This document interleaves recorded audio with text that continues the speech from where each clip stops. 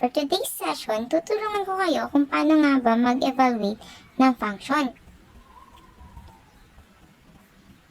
Yan. So let's say we have the function f of x. So to evaluate this function, aalamin natin kung ano nga ba yung value ng function na to at the given number assigned sa ating variable. So let's say ang variable natin ay yung x. Yan. So let's have example number 1 on page 7. So sabi dito, given that we have f of x is equal to 2x minus 4. Let's find the value of this function kung ang x natin ay equal to 3. So ano ibig sabihin nun? So para ma-evaluate natin ito, kailangan lang natin i-substitute itong value ng x natin which is 3 sa lahat ng variable x dito sa ating function. At ito lang naman yun. Yan ang x natin. So papalitan natin siya. So let's say that is f of 3 or function at 3. So 2, kung mapapansin nyo, the operation is multiplication. Kaya 2 times, palitan natin yung x ng 3. That is 2 times 3 minus 4. So, perform the operation. Paano ba nga ba yan? We have PEMDAS. We follow PEMDAS. Na kung saan, mauuna ang ating multiplication bago tayo mag-add or subtract. So, 2 times 3 muna is 6. Minus 4, that is 2. So, meaning, ang f of 3 natin or ang value ng function natin at 3 ay 2. Okay? So, let's have example number 2. So, given g of x is equal to 3x squared plus 7. So, let's find g of negative 3. Yan ang hahanapin natin. So, ang ibig sabihin nan, hanapin daw natin yung function, yung value ng function ito kapag ang x natin ay equal to negative 3. So, ibig sabihin, itong negative na to, 3 na to, substitute lang natin sa lahat ng x na makikita natin dito sa ating function. So, again, g of negative 3 or g at 3, x is equal to 3 is 3. O, multiplication na naman, and there is a exponent. So, negative 3 squared plus 7. Yan. Then, perform the operation. Tandaan, PEMDAS natin. Mauuna ang ating exponent. So, ito muna. What is negative 3 squared? That is 9. Plus 7. Then, multiplication muna bago tayo mag-add or subtract. 3 times 9 is 27 plus 7. So, yung value ng ating function ay 34. Yan. So, g, the value of our function when x is equal to negative 3 is 34. So, ganun lang siya kasimple. Okay?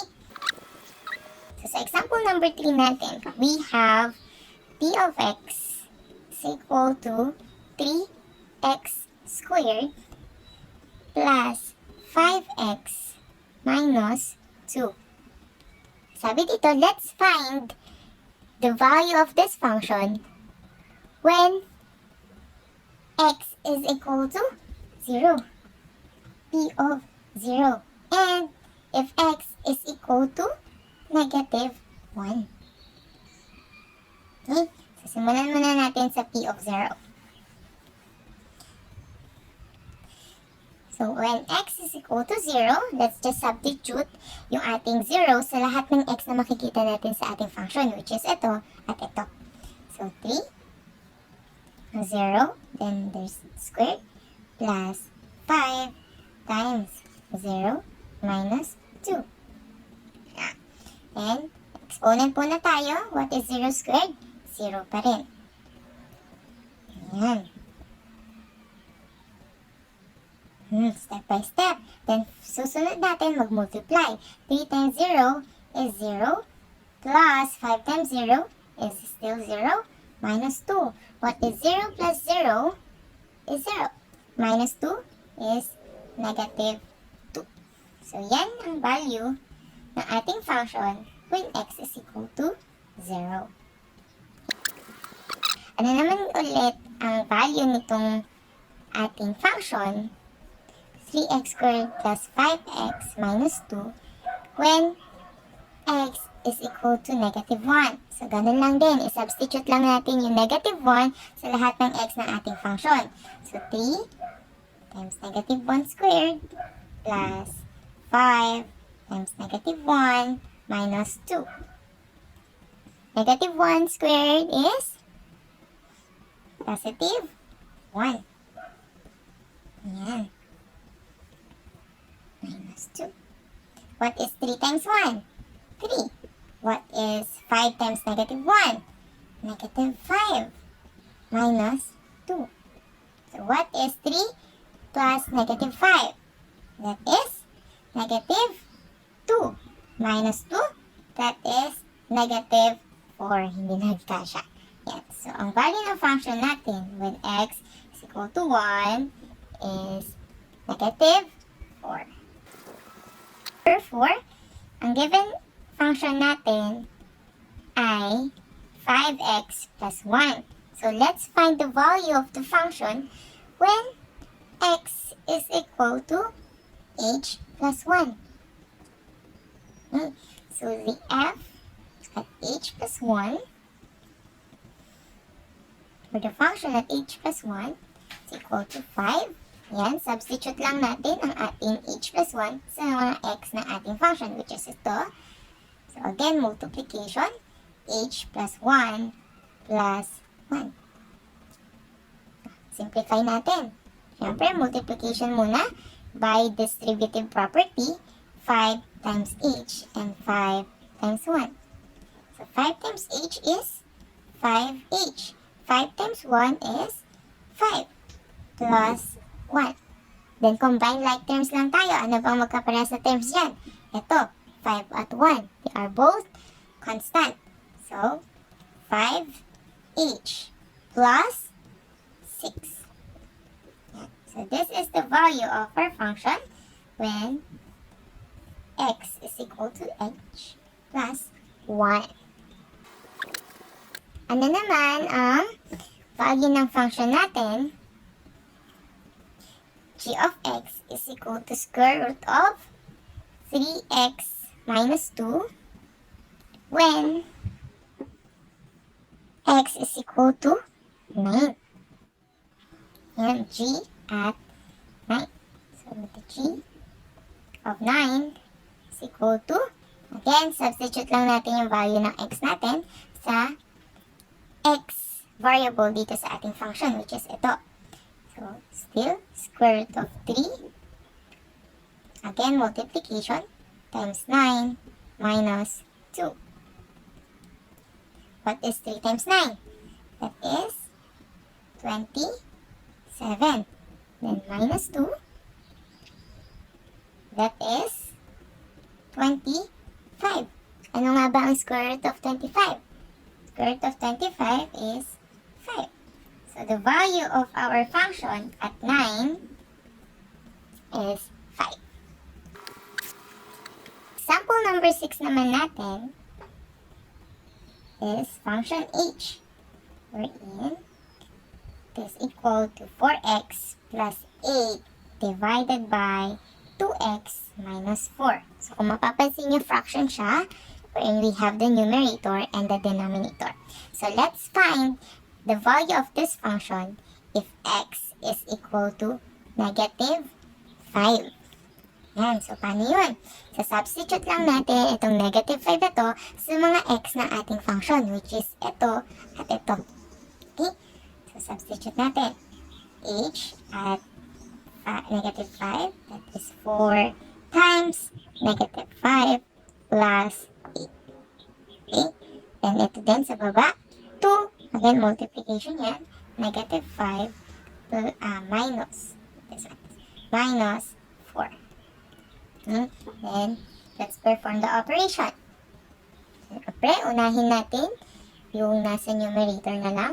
4 times negative 5 is negative 20 plus 8. Yan. Then 2 times negative 5. That is negative 10 minus 4.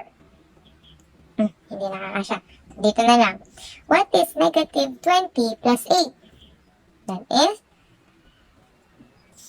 negative 12. And what is negative 10 minus 4? That is negative 14. Okay na ba to? Ito na ba yung sagot? Hindi pa. So, pwede pa natin simplihan yung sagot na yan. Ano kaya yun? Dito na sa taas. So, yung kunin lang natin yung lowest term ng negative 12 over negative 14. Paano yun? So, tandaan ninyo, negative divided by negative, that is positive. So, purihin na natin yan. Positive na siya. And, ano yung lowest term niya? So, to get the lowest term, review lang na natin. Ano kaya pwede natin i-divide both of them to get the simplest form of fraction? So, maaring 2. Tama? So, the final answer is 6 over 7. Yan. So, this is the value of our function h of x when x is equal to negative 5. Let's proceed to example number 7. Let's evaluate function 2 raised to x when x is equal to 3 halves. So, paano yun? Ganun din. Substitute lang natin itong value ng x na to dito sa mga variable x ng ating function, which is ito. So, kung mapapansin nyo, nasa exponent siya. So, our f of 3 halves is equal to 2 raised to 3 halves. So, kung maaalala nyo yung radical lessons ninyo, this is also equivalent to square root of 2 raised to 3. Na kung saan itong 2 na to ay ang ating root at itong 3 na to ay ang exponent ng ating base, which is 2. Okay? And let's simplify. Which is 2 raised to 3? That is 8. So, pwede pa bang simplify yan? Pwede pa. Kung maaalala niyo yung radicals nyo nun, kailangan lang natin i-factor ito, 8 na to, na makakakuha tayo ng perfect square sa kanyang factor. And that is 4 times 2. So, yung 4 natin is a perfect square, which is equivalent to 2. And, syempre, square root of 2 yung natira sa loob. Kasi itong 4, ni-square root na natin siya, which is 2. So, ang answer ay 2 square root of 2. Okay? Okay. Example number 8. So, let's evaluate the function h of x is equal to ano kaya itong symbol na to? Ayan. When x is equal to 2.4. So, kung maalala ninyo, itong symbol na to ay greatest integer function. Na kung saan yung value ng ating x will be rounded off to the real number to the integer less than sa number na yan. Okay po? So, ano ibig kong sabihin nun? So, let's have example when x is equal to 2.4. Yan. So, greatest integer function of 2.4 plus 2. So, round off natin siya na kung saan mas mababa siya dito sa ating 2.4, which is 2, of course. So, 2 plus 2. What is 2 plus 2? That is 4. So, ang ating value of the function when x is equal to 2.4 is 4. Let's have example number 9. So, evaluate the function f of x is equal to, yan, ano kayang symbol to? So, yung kanina, dalawang line siya magkabilaan. Ngayon naman, isang linya lang. At itong symbol na to ay tinatawag nating absolute value sign, na kung saan lahat ng value dito sa loob ng absolute value natin ay laging equal to a positive value. Diba? So, let's find the value of this function when x is equal to 3. Paano yun? So, again, isa-substitute lang natin itong 3 sa lahat ng x na makikita natin sa function, which is ito lang. Diba? So, f of 3 is equal to, again, absolute value, 3 minus 8. Ano nga ba ang 3 minus 8? Ang 3 minus 8 ay equal to negative 5. What is absolute value of negative 5? Again, magiging positive po siya. That is 5. Yan. Last example. Example number 10. Medyo magalaw yung ating evaluate the function f of x. Itan lang natin sulat kasi medyo malaki, madami to. X squared minus 2x plus 2 when x is equal to 2x minus 3. Diba? So again, itong 2x minus 3, isa-substitute lang natin sa lahat ng x na ating function, which is ito. F of 2x minus 3. Yan. So, substitute lang natin. 2x minus 3 squared. Yan po. Naka-square po ang ating x. Ito yun. Minus 2, again, multiplication, times 2x minus 3, then plus 2. Yan. May shortcut tayo dito. Ano ba kunin ang square ng ating 2x minus 3. So, una, lagyan na lang natin dito dahil masikip. Square muna natin yung 2x. 2x times 2x ay 4x squared. Tama? Then, 2 times 2x is 4x times negative 3, that is negative 12x. Tama? Then, squared natin yung ating negative 3, that is positive 9. So, ganun lang kasimple yan. Then, diretso na natin, multiply natin itong negative 2 sa 2x minus 3. So, distributive property pa rin yan. So, negative 2 times 2x is negative 4x. Negative 2 times negative 3, that is positive 6 plus 2. Then, combine like terms. Ano yung magkakaparehas na term?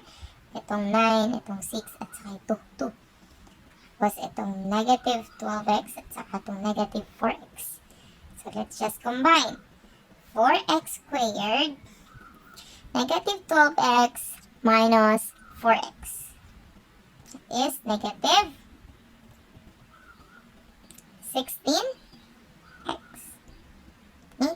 And positive 9 plus 6 is 15 plus 2 is 17. So, ito na yung value ng ating function when x is equal to 2x minus 3. Okay. So, ganun na kasimple. So, try nyo ngayon yung what's more activity natin.